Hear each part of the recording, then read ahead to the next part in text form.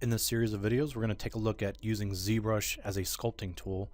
We're going to be primarily focusing on organic surfaces, but we will take a look at doing hard surface and integrating that into our designs as well. So the first thing I'm going to do is show you guys a tool called ZSpheres. ZSpheres will allow you to quickly generate some geometry, and then from there we're going to take that and use Dynamesh, which is like a virtual clay, and then we're going to start roughing out our shapes. So very quickly with ZSpheres and Dynamesh, you should be able to get a base model up and running very quickly. So let's just imagine that we're actually using real clay instead of digital clay. With real clay, you're going to have to build an armature, which is like a wire form or some kind of understructure for your sculpture to hold the weight of things. And that can be an involved process. So it does take a little bit of time to think about your proportions and laying things out correctly with this armature so you can put clay on top of it so it can sit. In the computer, we don't have those limitations. But what we do have is with the ZSpheres is a easy way to create something that feels kind of like an armature but actually has a little bit more volume to it, and then you can just turn that directly into something that you can sculpt on. So let's take a look at that. So when you first load up ZBrush, you should see something that looks kind of like this. This is the considered light box for ZBrush, and it's got a bunch of different things in here. You've got different projects and tools and brushes, alphas, textures, things like that. So you can pull that up and down by just hitting the comma key. So you can see I've already got this project loaded and I want to start a new project fresh. So I can just hit the comma key and go to the project tab here. And I'm going to use this default sphere project. Just double click on it and it'll ask you if you have a project open if you want to save changes. I'm going to say no, and it's just going to load this default project. So this one's pretty good. It's got a sphere right at the origin of the world, and it's got this skin shade 4 material on it, and it's set to a mid-gray. So that's kind of like where I like to start off with for a project. So I'm going to go over here to the right under the tool section, and that should be open for you. If not, you can just go here to tool and click this little button and drag it over to the right and scroll here like this all the way to the top. So here's our sphere that loaded with that project, and I'm going to want to use ZSphere, so I can go ahead and click here and it's going to give me a whole trough of different things that I can choose from. So I'm going to go ahead and load ZSphere, and that's going to load that as a new thing that I can start working with. The other thing I'm going to do is turn on symmetry, so I can tap X and you can see that little tick mark over to the opposite side will show me that symmetry is turned on, and you can see up here I've got draw is turned on. So if I currently just go over here somewhere and click and drag out, then it's going to produce a model for us that's got a Z-sphere off to the left and the right. And you can imagine if we started dragging out another one, we can do something like this is maybe the shoulders and this is the chest area. So let's go ahead and hit undo real quick. And a way that you can preview the type of geometry that this is going to create, you can tap A. So you can see here is the geo that it's going to create for us. I'm going to turn on the polyframe like that. I'll tap A again. When I tap A, it just puts me back in this mode where I can start working with the Z-spheres. So we can see how to draw out Z-spheres just by clicking and dragging when we had draw on. But what if we want to move? We just put it on move here and we can move out. Now the size of your brush does matter on how you drag this thing out.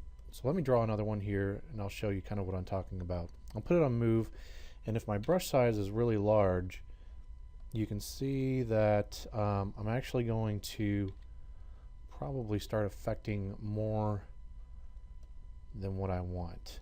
I can actually move this Z-sphere and it's going to affect the smaller one at the same time. So if I make my brush size really small, I can kind of isolate that Z-sphere like that and just move that individually, so I have a little more control over what's being generated here. So just quickly by laying out these two Z-spheres, moving them back like this, and if I tap A, then I can see this geo that it's going to make for me. And the reason you see this line on here is because we have it in transpose mode whenever we have geometry. If you don't want to look at that, you can just put that on draw mode when you tap A. And if you want to look at that polyframe, you can see that it actually generates polygroups whenever you're making this geo like this. Okay, so I'm going to tap A again.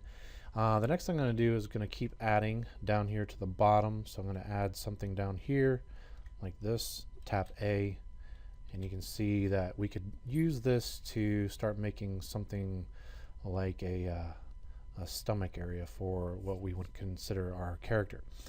If I tap A, you can see this geo that's going to generate. Now, what if I want a little bit more geo in this area? I can go ahead and click draw, and you can see I can click on any one of these little lines here, or actually they're not lines, they're actually like spheres embedded in each other. If I click on that, it becomes an actual Z-sphere that I can start to manipulate. So before you saw it was just kind of like a straight line here, and I clicked that and made a new Z-sphere. So now I can take this and I can move this thing forward like this. Okay, so just like I was saying with the traditional sculpting, the whole idea of building an armature, this is kind of similar how you're building, you know, an armature out of wire, but in here we're just building it with the Z-spheres, and it's quite easy. The other thing we can do is take the scale, and it is possible for you to scale up a Z-sphere after it's been created. So if I wanted these arms to be thicker, I can just click on that and scale that up, and I could scale these up as well. So you can go up and you can go down with the scale, and you can see how I'm building more of that volume up, kind of like that. Okay, and again, so if I wanted to take one of these Z-spheres, this is a straight kind of tube right now. If I want a little more control over that, I can actually put it on draw and just click here, and now I can move and get a little bit of curvature going to this shape, and I can get a little bit of curvature kind of coming back in this area as well. So again, tap A. I'm always tapping A just to kind of check like what is the kind of volume that this thing is giving me. I'll put this back on the draw, and I'll click and drag out somewhere in here, and then pull up with the move button, and this will give me something kind of like a neck that's going to be starting for the head on this. Okay. The other thing you can do is you can take this and put it on the rotate, and if you wanted to rotate these Z-spheres, it's possible that you could do that as well. I think I would just be a little more comfortable taking these and moving them into the position that you want, but you might find that there is some kind of functionality there that you're looking for with the rotate. So I'll just hit draw, and I'll draw one here, add a new Z-sphere, and move that forward a little bit. And I wouldn't get too worried about how exact this shape is, because we're going to do a lot of sculpting on top of this after the fact.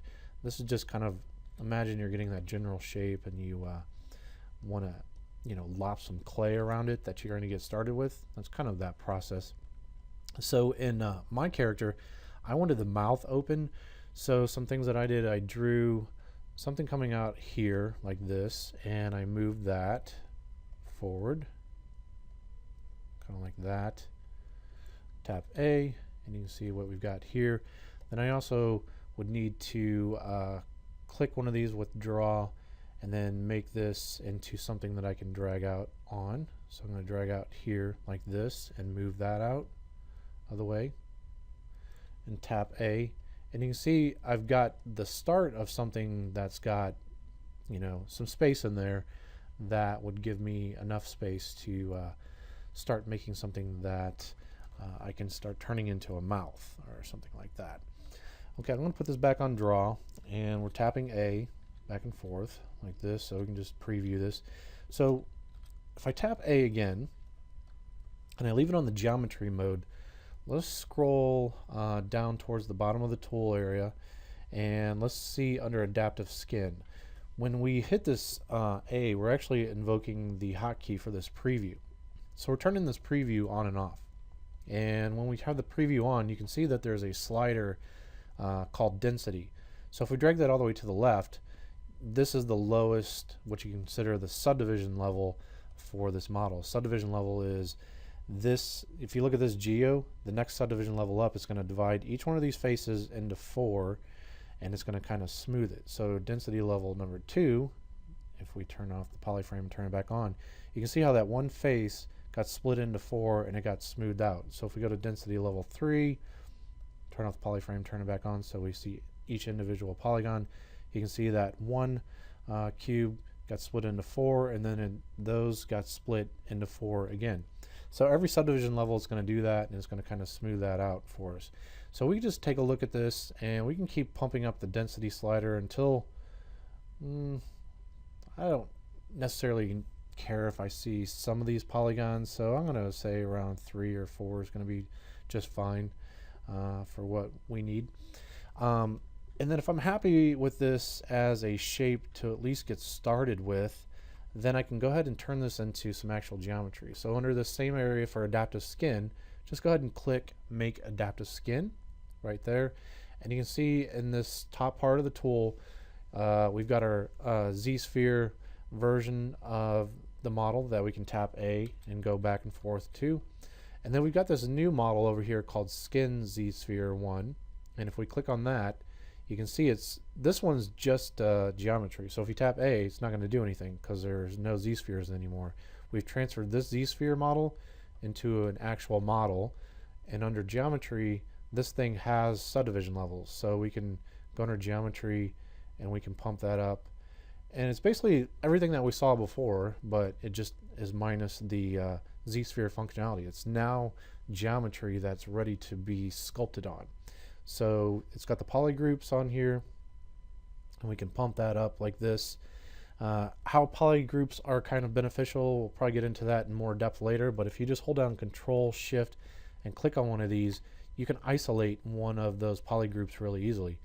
And if you hold down Control Shift, click on it again, it'll give you the inverse, and you can start subtracting from that. Hold down Control Shift, and I can take away another piece, and now I've just got kind of the bust area of this. If you want to bring everything back, Control Shift, click in the open viewport like this. So again, Control Shift and just click in there, and it's going to bring everything back. So let's say I wanted just to isolate the top of the head here. You can hold down Control Shift and click on that, and there it is for that piece. And if I want to get more of the head, then I can hold down Control Shift, click and take that away, and it's actually going to give me like the inverse of what I see, and I can start taking away these pieces. So I've actually hidden all the head like this, and if I want to see the inverse of this, I'm going to hold down Control Shift and drag in the open viewport like that, and it'll give me the opposite of that. So you can see if I hold down Control Shift and just keep dragging like that, it's going to give me the inverse of that. So at any point, you know, after you've started adding or subtracting away, say I don't want this bottom piece and this is visible, Control Shift is going to take that away. So just to get everything back, Control Shift in the open viewport.